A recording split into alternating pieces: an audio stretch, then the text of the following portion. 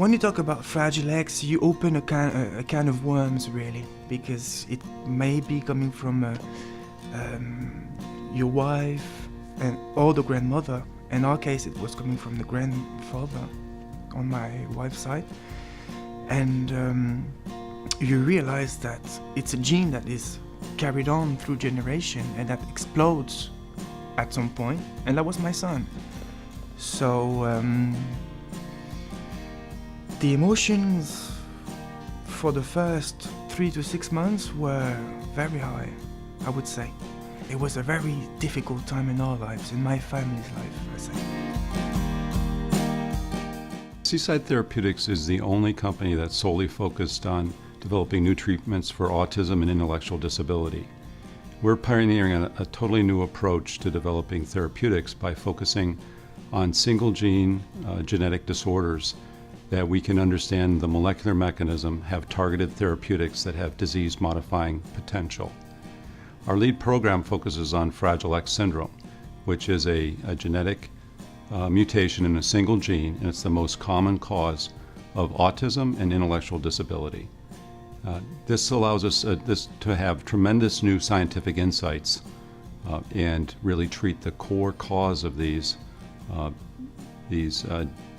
syndromes and these disabilities, rather than just treating the resulting behaviors and masking the symptoms.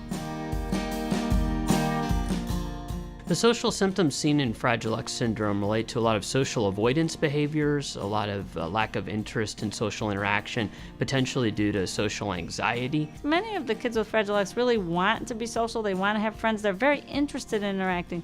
But when they try to approach someone, they have a lot of anxiety about that. And the younger kids may just get they may withdraw or run around or get very hyperactive or just not be able to interact correctly because they don't understand how to do it.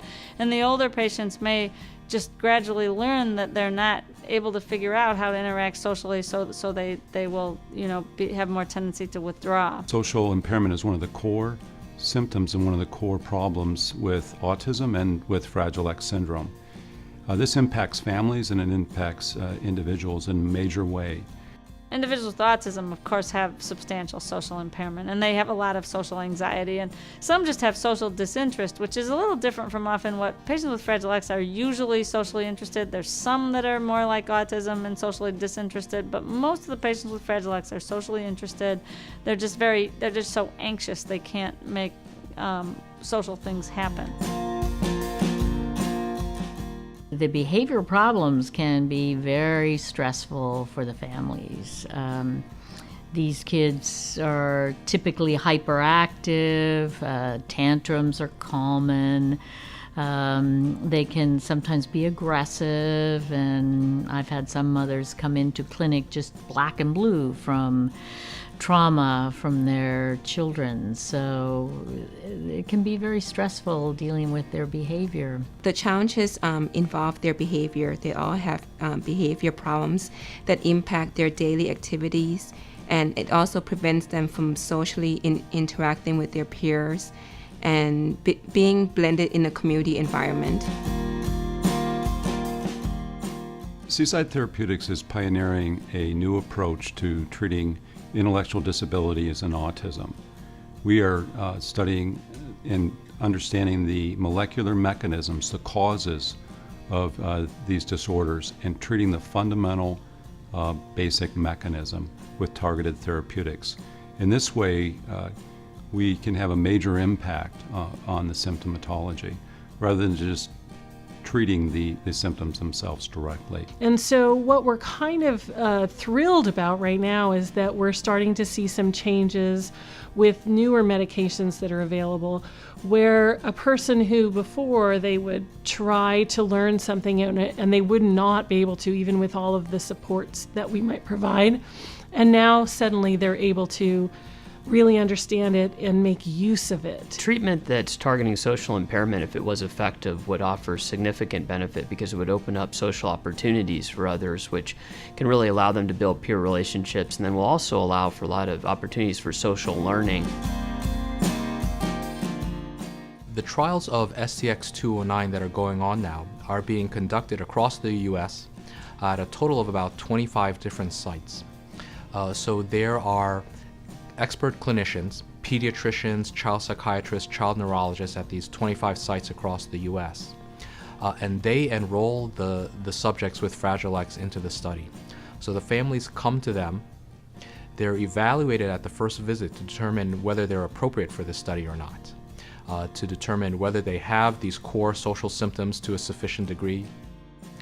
The key research discoveries leading to the development of STX-209 came from the laboratory of Dr. Mark Bayer, who's the scientific founder of Seaside Therapeutics, and also from a number of other academic laboratories around the world, really, not just in the US, but in Europe too.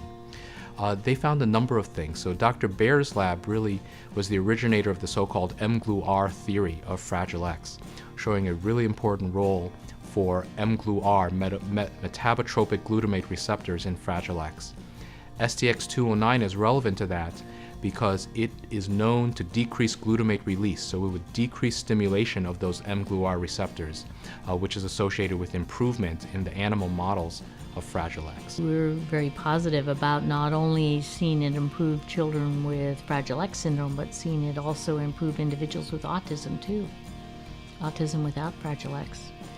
There's such a close interaction between these two disorders at a molecular basis. How STX-209 is measured in clinical trials, whether it's working or not, centers upon use of something called the Aberrant Behavior Checklist, which is a well-validated measure that's been around for over 25 years that looks specifically at social withdrawal and socially avoidant behavior, and that's the primary way to measure it.